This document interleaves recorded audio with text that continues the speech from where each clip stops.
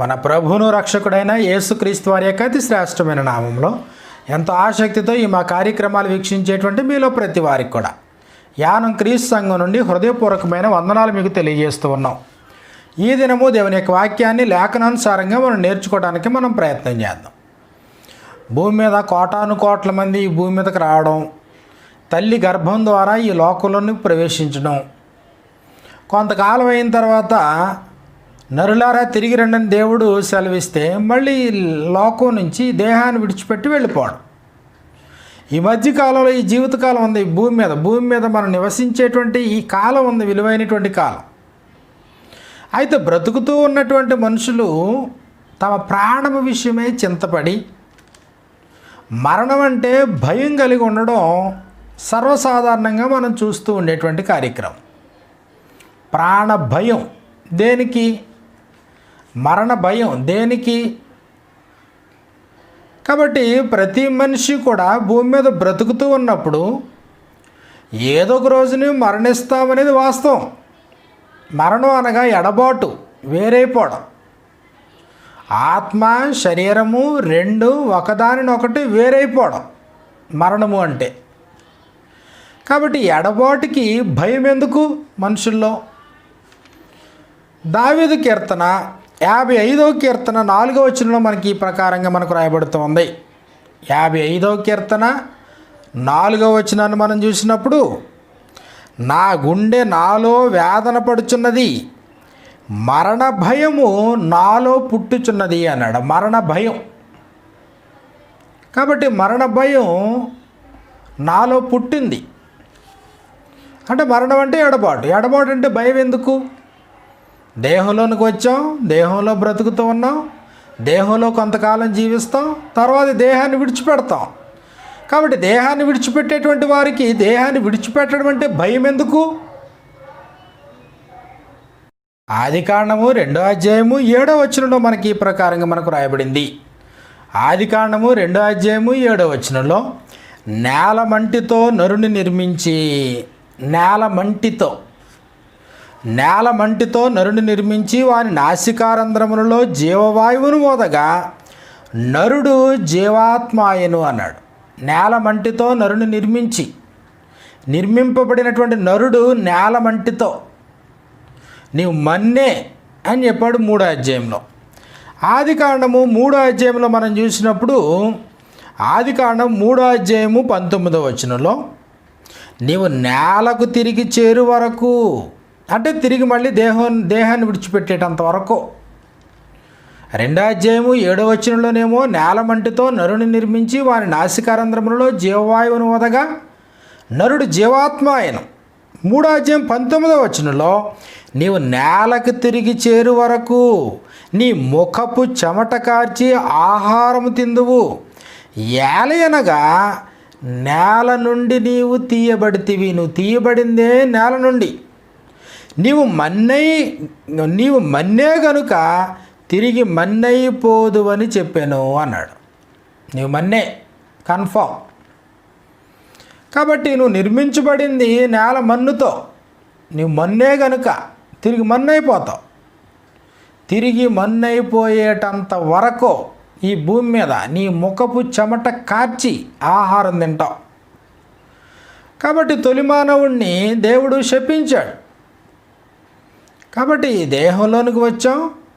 ఈ దేహము రక్త మాంసాలతో కూడినటువంటి ఈ దేహము తల్లిదండ్రుల వలన మనకు ప్రాప్తించింది అయినప్పటికీ కూడా ఇది మన్నైనటువంటి ఈ దేహము తిరిగి మన్నైపోవును.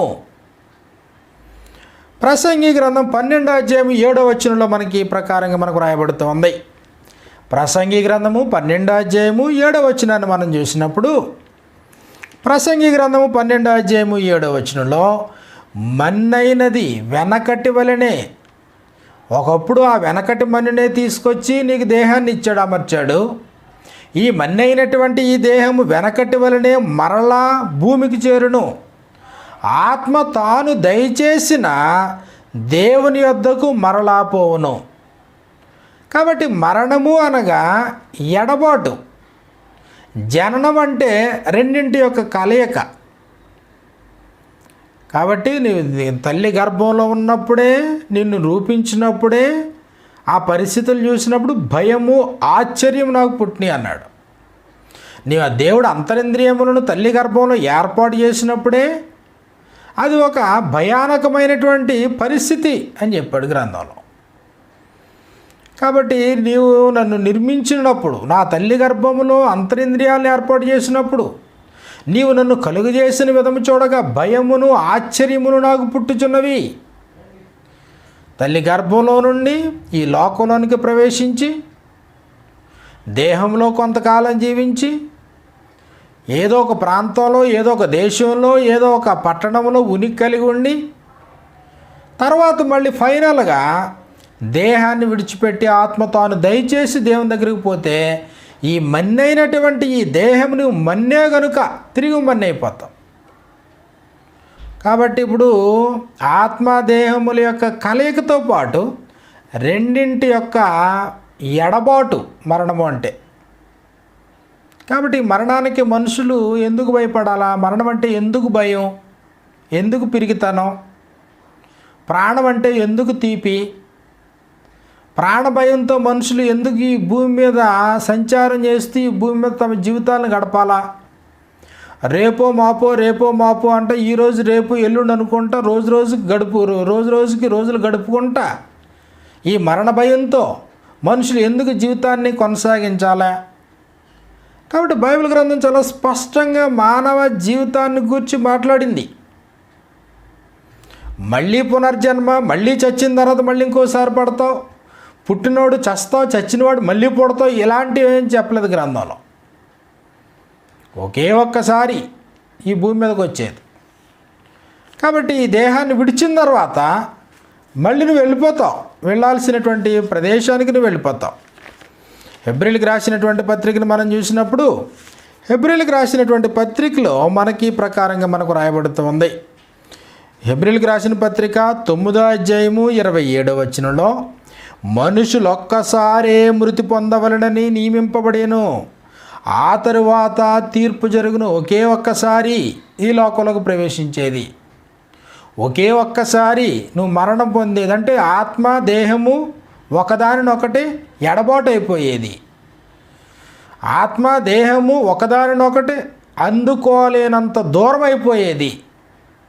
ఈ మన్నైనటువంటి ఈ దేహము తిరిగి మన్నులో కలిసిపోవాలి. నువ్వు మన్నే కనుక నువ్వు మన్నైపోతావు. మన్నైపోయేటంత వరకు, మట్టి అయిపోయేటంత వరకు నీ ముఖపు చెమట కార్చి నువ్వు ఆహారం తినాలి. కాబట్టి మనుషులందరూ ఒక్కసారే మృతి పొందుతారు. మరలా ఈ మరణం రాదు.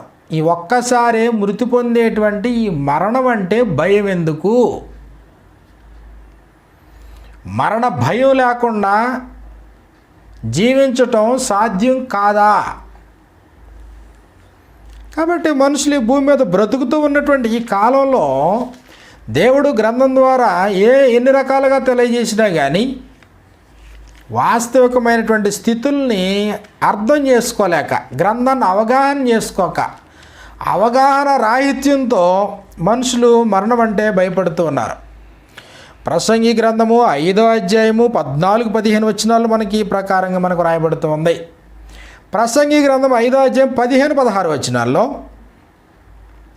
వాడు ఏ ప్రకారముగా తల్లి గర్భములో నుండి వచ్చెనో, తల్లి గర్భంలో నుండి లోక ప్రవేశం జరిగింది. వాడు ఏ ప్రకారముగా తల్లి గర్భము నుండి వచ్చెనో ఆ ప్రకారముగానే తాని వచ్చినట్లే దిగంబరిగానే మరలా పోవును. దిగంబరిగా తల్లి గర్భం నుండి లోకంలోనికి ప్రవేశించావు. ఇది అందరికీ తెలిసేటువంటి సత్యం.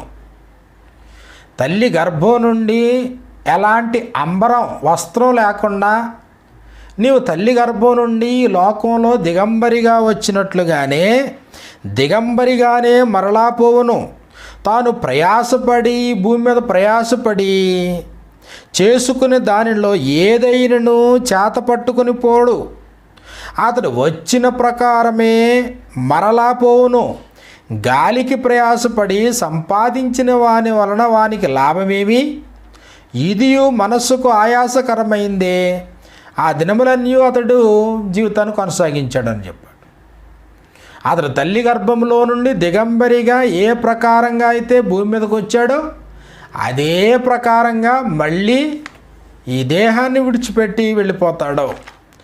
యోబు గ్రంథాన్ని మనం చూసినప్పుడు యోబు గ్రంథము 1వ అధ్యాయంలో యోబు సర్వాన్నే కోల్పోయినప్పుడు తనకున్న ఆస్తిపాస్తులు కానీ, పశువులు కానీ, గొర్రె మేకల మందలు కానీ, ఒంటెలు కానీ, ఎద్దులు కానీ, చివరికి తనకున్నటువంటి కుమారులు, కుమార్తెలు, 7 కుమారులు, 3 కుమార్తెలు అందరూ కూడా చనిపోయిన తర్వాత ఈ వర్తమానం ఒకదాని తర్వాత ఒకటి వెంటనే యోబు దగ్గరికి వచ్చి వారిలో ఒక్కొక్కడు మిగిలి ఈయనకి సమాచారం చెప్పిన తర్వాత యోబు ఈ పరిస్థితి అంతట్లో కూడా యోబు గ్రంథము 1వ అధ్యాయము 21వ వచనంలో ఆయన ఈ ప్రకారంగా చెప్పడం జరిగింది. కాబట్టి ఇది ఏదో వైరాగ్యంతో చెప్పిన మాట కాదు, ఇది లేకపోతే జీవితం మీద విరక్తి పుట్టినవాడు పలికిన మాటలు కాదు, ఇవి వాస్తవికమైనటువంటి సంగతులు. ప్రతి మనిషి జీవితంలో ఎదుర్కోబోయేటువంటి జీవిత సంఘటనలు కూర్చున్నటువంటి అవగాహన ఇది. యోబు గ్రంథము 1వ అధ్యాయము 21వ వచనంలో నేను నా తల్లి గర్భములో నుండి దిగంబరినై వచ్చి తిని దిగంబరినై అక్కడికి తిరిగి వెళ్ళేదను. దిగంబరినై తల్లి గర్భము నుండి ఈ లోకానికి వచ్చాను, దిగంబరిగానే మళ్ళీ అక్కడికి వెళ్ళిపోతాను. కాబట్టి మరణము అంటే ఎడబాటు, ఆత్మ దేహము రెండు ఒకదానితో ఒకటే వేరైపోవడం మరణం అంటే. కాబట్టి ఈ మరణం సంభవించడానికి ముందు ఈ భూమి మీద నువ్వు కొంతకాలం బ్రతుకుతున్నావు, దానికంటే ముందు నీకు జననం ఏర్పడింది. తల్లి గర్భం నుండి ఏ ప్రకారంగానైతే నువ్వు భూమి మీదకు నువ్వు ప్రవేశించావో, నేను నా తల్లి గర్భములో నుండి దిగంబరినై వచ్చి తిని దిగంబరినై అక్కడికి తిరిగి వెళ్ళేదను.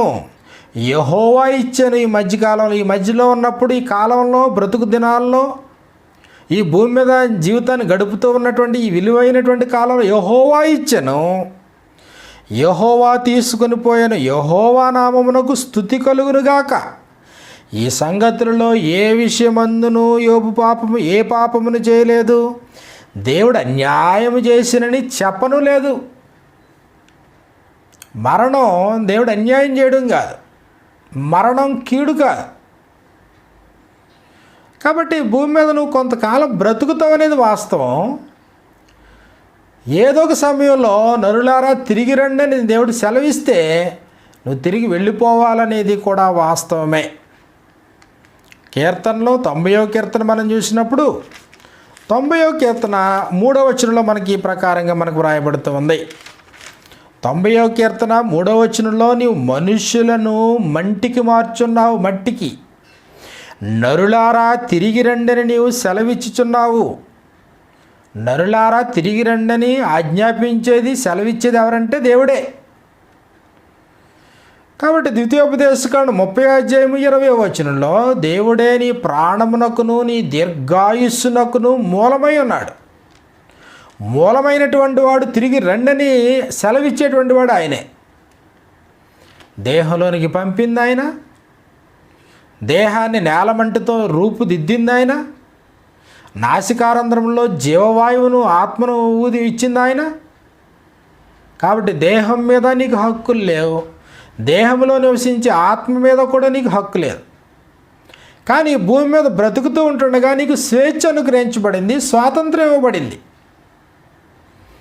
తనకై తానుగా దేవుడు తీసుకున్నటువంటి నిర్ణయం మాదిరిగా ఈ భూమి మీద బ్రతుకుతూ ఉన్నటువంటి ఈ కాలంలో నువ్వు ఏదైనా తినడానికి, ఏదైనా ధరించడానికి, ఎలాగైనా బ్రతకడానికి, దేవుని వైపు కానీ దేవునికి వ్యతిరేకంగా కానీ నువ్వు మాట్లాడడానికి, అన్ని రకాలుగా నువ్వేం చేయాలనుకుంటే అది చేయడానికి దేవుడు నీకు సంపూర్ణమైన స్వేచ్ఛను, స్వాతంత్రాన్ని ఇచ్చాడు. కాబట్టి నిర్మాణంలో లోపం లేదు, నిర్మాణాన్ని మళ్ళీ డిస్ట్రాయ్ చేయడంలో కూడా లోపం లేదు. ఇది సహజంగా జరిగేటువంటి ప్రక్రియ. సహజంగా ఒకదాన్నొకటి వేరైపోయేదానికి ఎందుకు మనుషులు భయపడాలి? ఎందుకు ప్రాణం అంటే అంత భయం? ఎందుకు మరణం అంటే మనుషులు అంత భీతిల్లిపోవడం? కళ్ళ ముందు ఎన్నో మరణాలు చూస్తూ ఉన్నప్పుడు, మన పూర్వీకులందరూ మరణించినప్పుడు మరణం అంటే ఎందుకు భయపడాలి? ప్రారంభం నుండి పుట్టినటువంటి మనుషులు మరణిస్తూనే ఉన్నారు. కాబట్టి బైబిల్ గ్రంథంలో ఏమి సెలవిచ్చాడంటే, వారు తమ పితరుల యొద్దకు చేర్చబడిరి అన్నాడనమాట. లోకులందరూ పోవలసిన మార్గమును నేను పోవుచున్నాను. లోకులందరూ పోవలసిందే ఇది, ఎవరు నిలబడేది ఏమీ లేదు ఇక్కడ. కాబట్టి వెళ్ళిపోతున్నటువంటి ప్రతి వారు కూడా, దేహాన్ని విడిచిపెడుతున్నటువంటి వారు తమ పితరుల యొద్దకు చేర్చబడతా ఉన్నారు. కాబట్టి మరణం అంటే భయం దేనికి? బైబిల్ గ్రంథం తెలియజేస్తూ ఉంది. తిమోతిలకు రాసినటువంటి మొదటి పత్రిక 6వ అధ్యాయము 9వ వచనంలో, మనం ఈ లోకములోనికి ఏమీ తీసుకుని రాలేదు, దీనిలో నుండి ఏమీ తీసుకుని పోలేము. ఏమీ తీసుకుని రాలేదు, దీనిలో నుండి ఏమీ తీసుకొని పోలేం. కాగా ఈ లోకంలో బ్రతుకుతూ ఉన్నప్పుడు అన్నము వస్త్రము గలవారమై ఉండి, చివరికి షెల్టర్ గురించి కూడా మాట్లాడలేదు. అన్నము వస్త్రము, అన్నం లేనివారు ఎవరున్నారో, వస్త్రాలు లేనివారు ఎవరున్నారు? అన్న వస్త్రములు గలవారమై ఉండి వాటితో తృప్తి పొంది ఉందము. అంతకు మించి నువ్వేమైనా ఆశిస్తే అది నీకు ప్రమాదం ఉరి. కాబట్టి మనం ఈ లోకంలోనికి ఏమీ తీసుకొని రాలేదు. నీ తండ్రి తీసుకురాలేదు, నీ తల్లి తీసుకురాలేదు, నువ్వు తీసుకురాలేదు, నీ తోబుట్టువులు తీసుకురాలేదు, నీ కడుపును పుట్టిన నీ బిడ్డలో కూడా ఏమీ తీసుకురాలేదు. వెళ్ళిపోతున్నప్పుడు నీ తండ్రి ఏం పట్టుకుని పోలేదు, నీ తల్లి కూడా ఏమి పట్టుకుని పోదు, నువ్వు ఏమి పట్టుకుని పోవో, చివరికి నీ కడుపును పుట్టిన పిల్లలు కూడా ఏమీ పట్టుకుని పోరు. వచ్చినప్పుడు తీసుకొచ్చింది లేదు, వెళ్ళిపోయేటప్పుడు మర్చిపోయి వెళ్ళిపోయింది లేదు. కాబట్టి ఈ లోకంలోనికి ఏమి తీసుకురాలేదు, దీనిలో ఏమి తీసుకొని పోలేం. కానీ అన్న వస్త్రములు గలవారమై ఉండి, ఈ బ్రతుకు కాలంలో వచ్చి తిరిగి వెళ్ళిపోయే ఈ మధ్యకాలంలో, ఈ బ్రతుకు కాలం అంతట్లో కూడా అన్న వస్త్రములు గలవారమై ఉండి, కారణం ఏంటంటే మనం ఈ లోకంలో పరదేశులము యాత్రికులము అని చెప్పాడు. పరదేశులము యాత్రికులము. శరీరం ఆటంకం పెడతా ఉంటుంది. యాత్రికుడికి శరీరమే ఆటంకం, యాత్రికుడికి అపవాది ఆటంకం.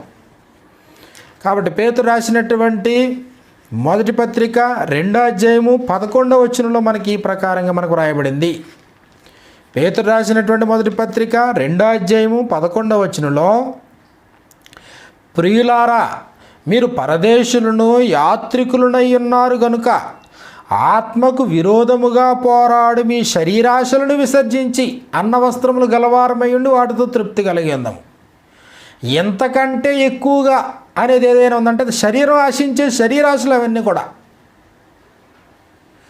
భూమి మీద సుస్థిరమైనటువంటి జీవితాన్ని కోరుకుని, భూమి మీద శాశ్వతంగా ఉండడానికి అవసరమైనటువంటి పునాదులు నిర్మించుకుని, ఈ భూమి మీద భూ సంబంధమైన వాటి మీదే మనసు పెట్టుకుని, ఈ భూ సంబంధమైన వాటి మీద దృష్టితో ఈ లోకంలో జీవితాన్ని కొనసాగించడం అనేది ఆత్మకు వ్యతిరేకముగా పోరాడే మీ శరీరాశలను ఏం చేయాలంటే మీరు విసర్జించి, కారణం ఈ లోకంలో నువ్వు పరదేశివి, యాత్రికుడివి.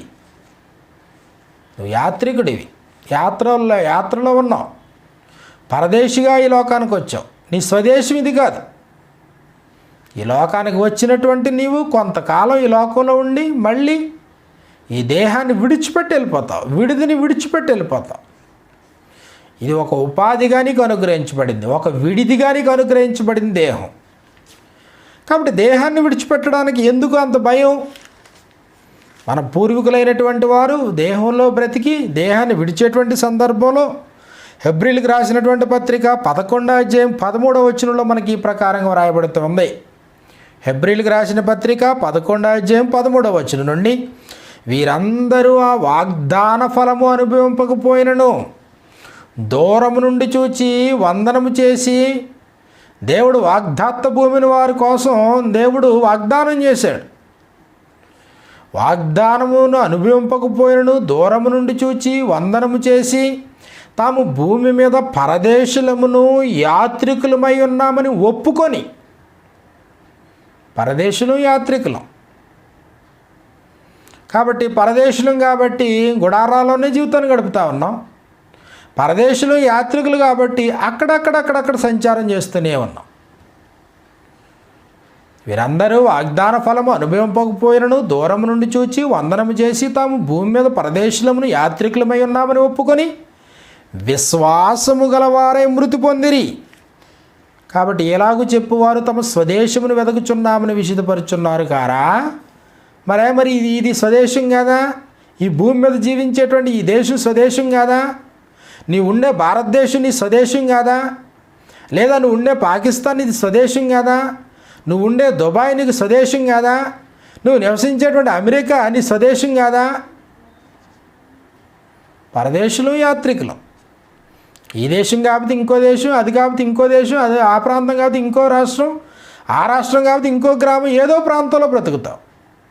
పరదేశులుగా యాత్రికులుగా. కాబట్టి ఇక్కడ మనుషులకి ప్రాణభయం ఎలా ఏర్పడింది?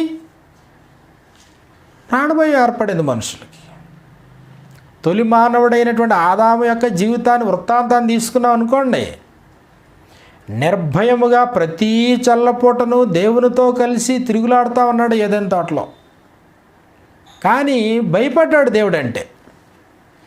వాస్తవానికి దేవుడంటే భయం ఎప్పుడు ఏర్పడింది తొలి మానవుల్లో అన్నప్పటికీ ఆదికాండము 3:8-10 మనకి ఈ ప్రకారంగా మనకు రాయబడింది.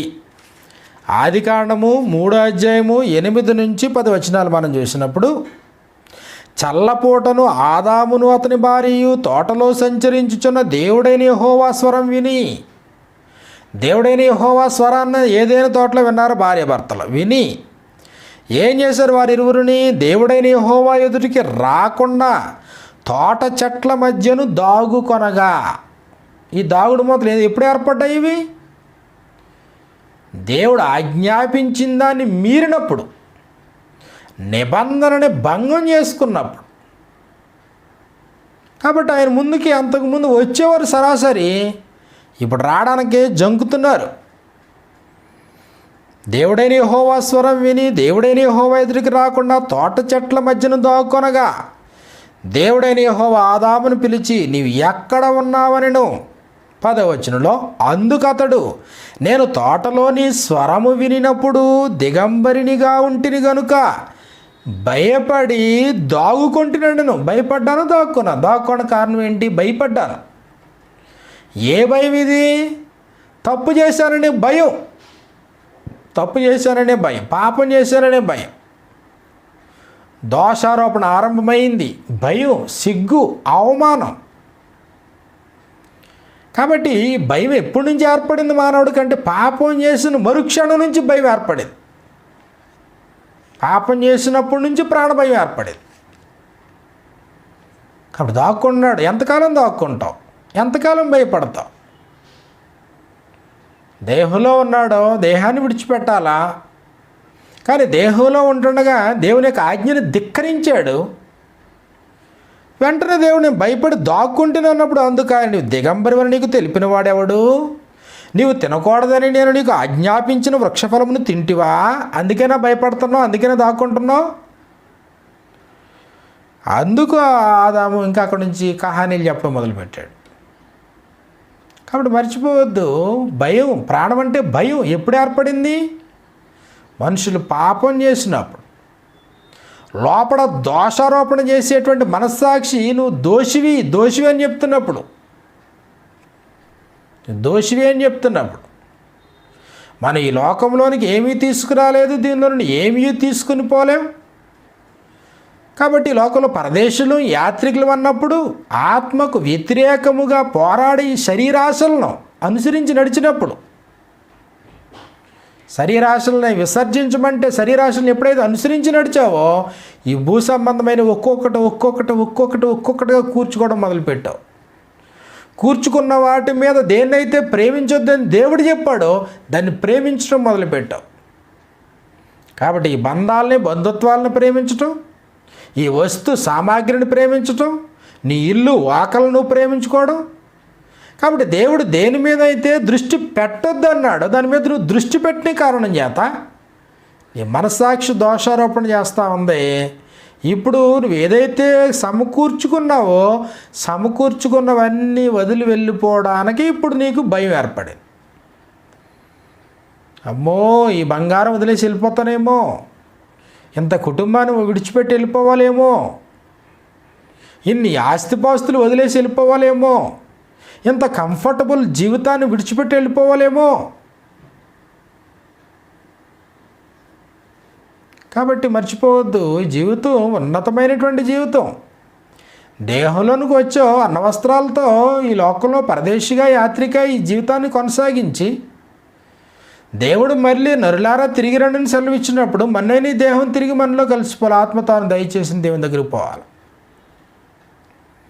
ఎక్కడ సమస్య ఏర్పడింది?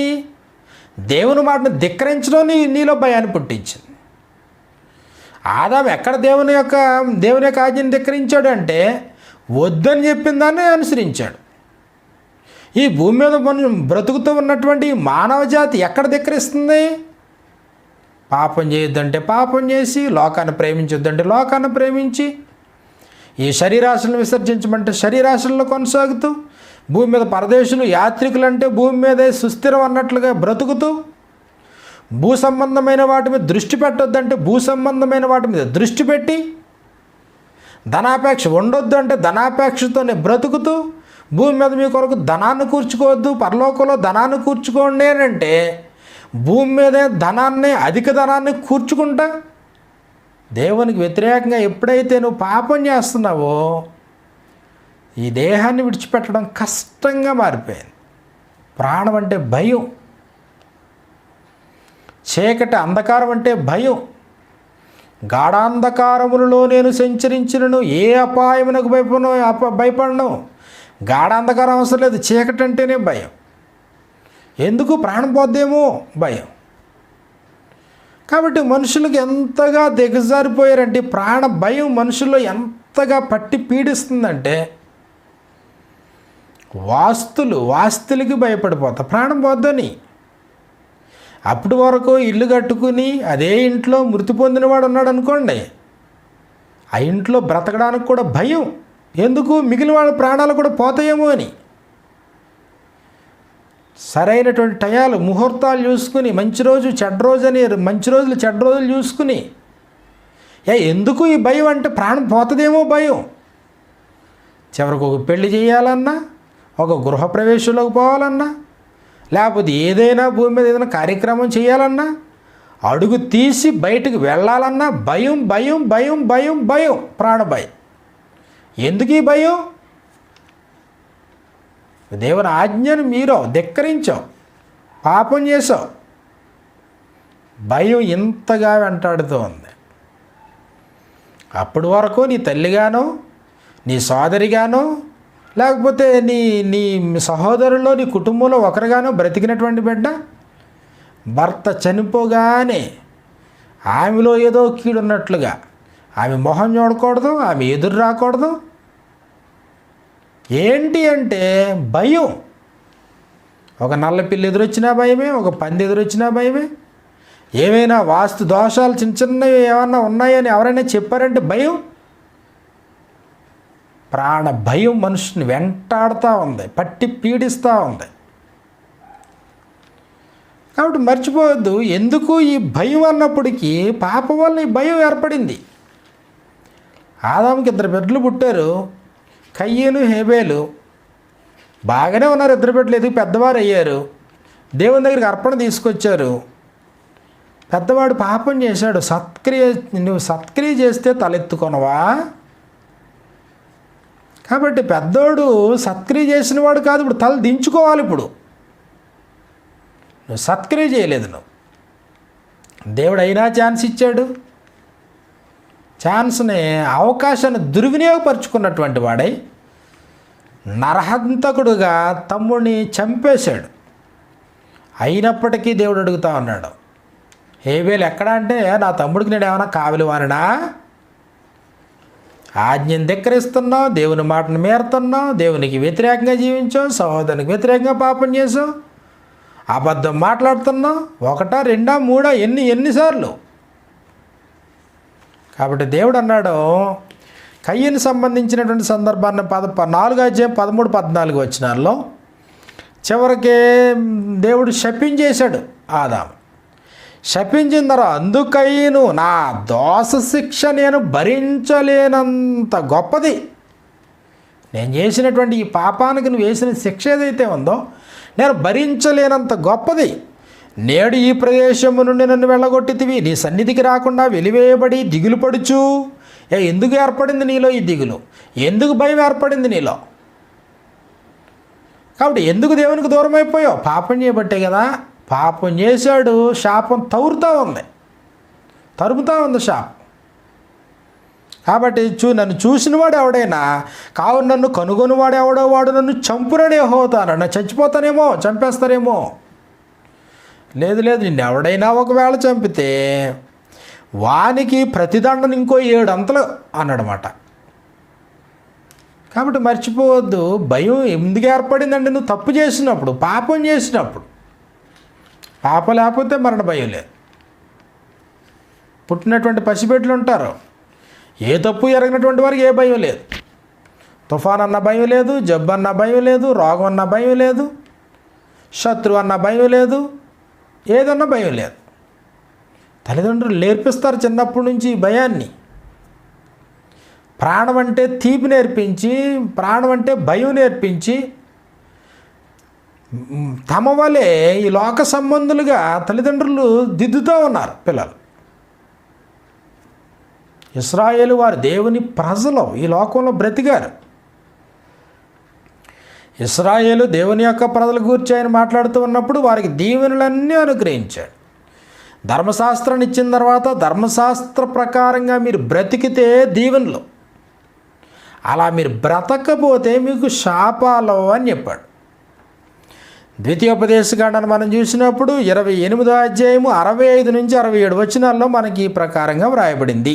ద్వితీయోపదేశకాండము 28వ అధ్యాయము 65-67 వచనాల్లో ఆ జనములలో నీకు నెమ్మది కలగదు, నీ అరకాలికి విశ్రాంతి కలగదు.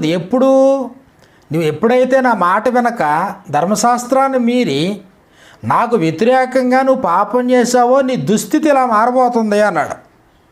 నీ అరకాలికి విశ్రాంతి కలగదు. అక్కడ యెహోవా హృదయ కంపమును, నేత్ర క్షీణతయు, మనోవేదనయు నీకు కలుగజేయను. నీ హృదయం భయపడుతుంది, నీ నేత్రాలు క్షీణిస్తాయి, మనోవేదన కలుగుతుంది. నీకు ఎల్లప్పుడూ ప్రాణభయము కలిగి ఉండును. శాపం ఇది, శాపానికి సంబంధించినటువంటి వాగ్దానం దేవుని వల్ల ఇశ్రాయేలుకు అనుగ్రహించబడింది. ఎప్పుడైతే నువ్వు నా ధర్మశాస్త్రాన్ని, నా ఆజ్ఞలను మీరు నువ్వు ప్రవర్తిస్తున్నావో అప్పుడు నీకు ప్రాణభయము కలిగి ఉండును. నీవు రేయింబగళ్ళు భయపడదు, రాత్రి లేదు పగలు లేదు, నీకు భయము నీ జీవితం అంతా. నీ ప్రాణము నీకు దక్కునను నమ్మకము నీకు ఏమీ ఉండదు.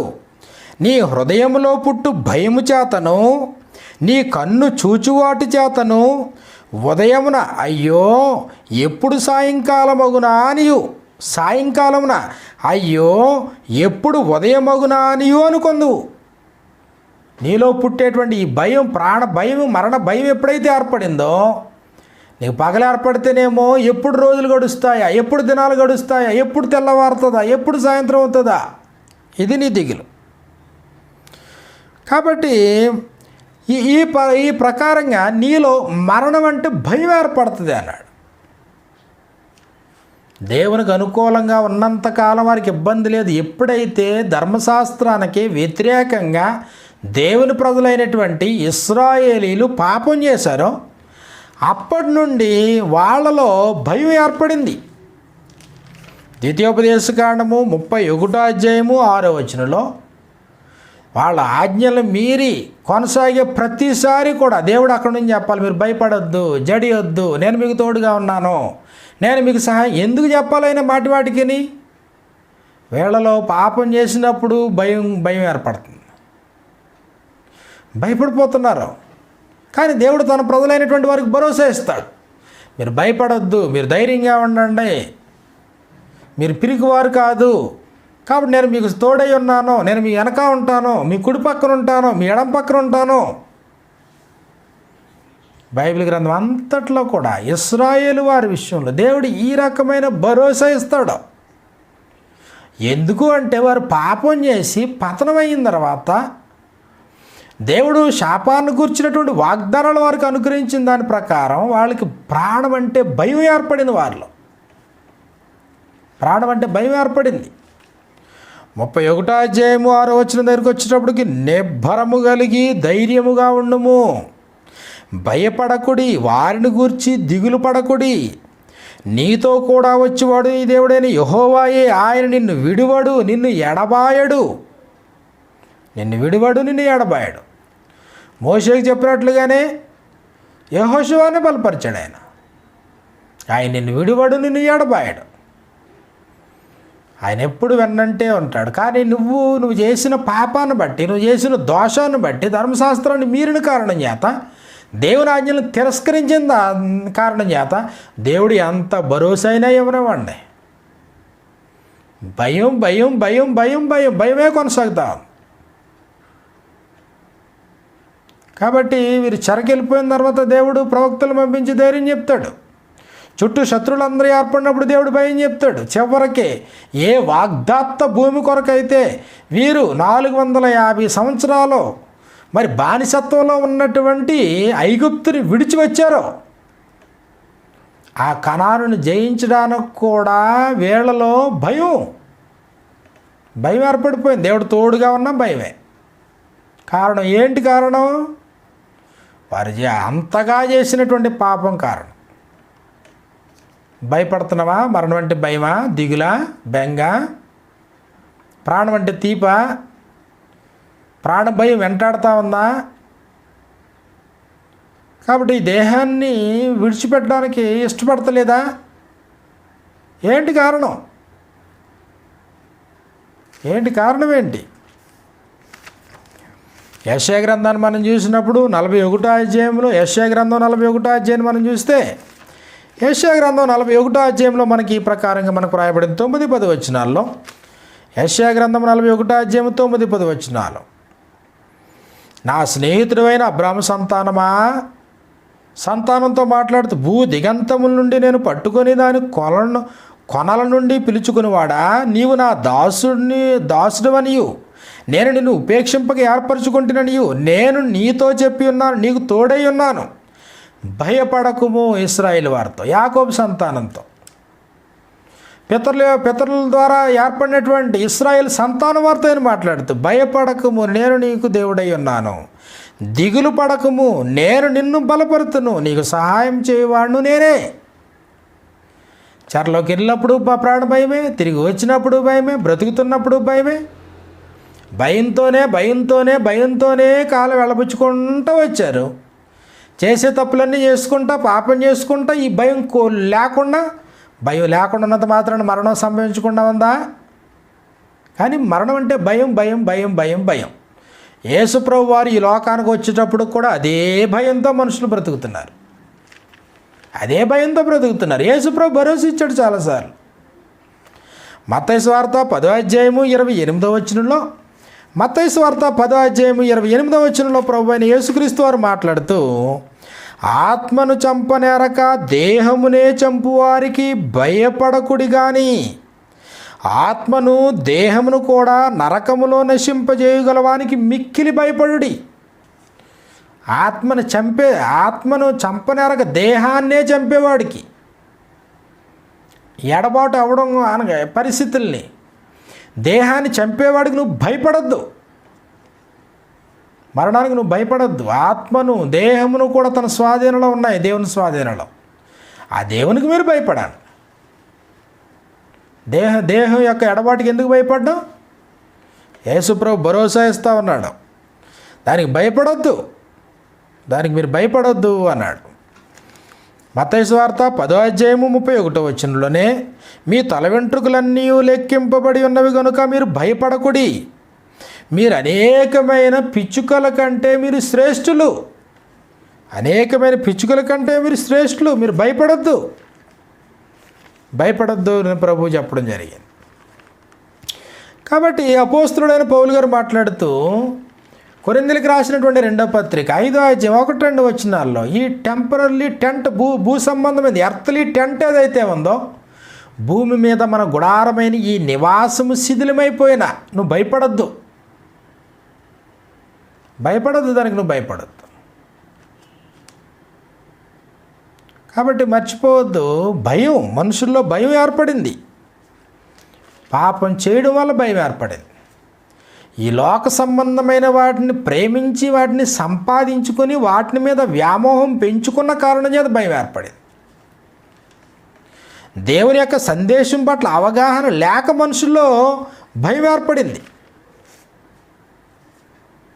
జీవాన్ని కాకుండా ప్రాణాన్ని మాత్రమే ప్రేమిస్తూ ఉన్న కారణం చేత ప్రాణాన్ని ప్రేమించేవాడిగా దక్కదని ప్రభువు చెప్పినటువంటి మాట, ప్రాణాన్ని ప్రేమించే కారణం చేత ప్రాణం అంటే భయం ఏర్పడింది. అంత మాత్రమే కాదు, ఈ విలువైనటువంటి గడువుని సద్వినియోగం సిద్ధపాటు లేని వానికి భయం ఏర్పడింది. సిద్ధపాటు లేదు జీవితానికి, సిద్ధపడాలనేటువంటి వాస్తవం కూడా తెలియక భయం, మనుషుల్లో భయం ఏర్పడింది. కాబట్టి భయం తొలగించలేమా మనుషుల్లో? మానవ జాతిలో ఈ భయాన్ని తొలగించటానికే ప్రభువైన యేసుక్రీస్తు వారు ఈ లోకానికి వచ్చారు. దేవుని చిత్తమైతే ఈ సందేశాన్ని మనం విందాం, నేర్చుకుందాం. జీవితకాలం అంతయు మరణ భయము చేత, జీవితకాలం అంతా ఒక రోజా, 2 రోజులా, 1 నెల, 2 నెలల, ఒక జబ్బు కాకపోతే ఇంకో జబ్బు, అది కాకపోతే ఇంకో తెగులు, అది కాకపోతే ఇంకో వైరస్, అది కాకపోతే ఇంకో బ్యాక్టీరియా, ఏదో ఒక దానికి భయం, లేకపోతే ప్రకృతి యొక్క వైపరీత్యాలు, లేకపోతే ఇంకా ఏదో భయపడతాం, లేదా వాస్తులు, లేదా ఎదుర్లు, లేదా ముహూర్తాలు, అన్య సంబంధమైన ఆచారాలు, లేదా నీలో ఉండే పాపం, జీవితకాలం అంతయు మరణ భయము చేత దాస్యమునకు లోబడిన వారిని విడిపించడానికి యేసుప్రభు ఈ లోకానికి వచ్చాడు. మరి విడిపించగలిగాడా? క్రైస్తవులు అనబడేటువంటి వారు మరణ భయం నుంచి దూరంగా వెళ్ళిపోయారా? ప్రాణభయం లేకుండా బ్రతికేవారే క్రైస్తవులా? ఈ సంగతులన్నీ మరింత వివరంగా నేర్చుకోవడానికి మనం ప్రయత్నం చేద్దాం.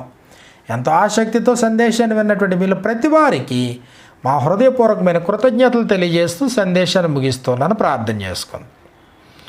దయగల మా తండ్రి, ప్రేమగల మా నాయన, మీరు మాకు అనుగ్రహించినటువంటి కృప కొరకే నీ కృతజ్ఞతలు తండ్రి. ప్రాణం అంటే భయం, మరణం అంటే భయం, రోజు భయంతో అడుగుపెట్టి, భయంతో తెల్లవారి, భయంతో రాత్రి గడుస్తూ, భయంతోనే జీవితాన్ని కొనసాగించేటువంటి వారికి నాయన నీ చక్కటి సందేశం ప్రభు ద్వారా మీరు ఏం అనుగ్రహించబోతూ ఉన్నారో సంగతులు నేర్చుకోగలిగే కృపనిమ్మని ఈ ప్రార్థనని ప్రియకుమారుడైన క్రీస్తు నామమున అడిగి వేడుకొనుచున్నాం మా తండ్రి. ఆమేన్.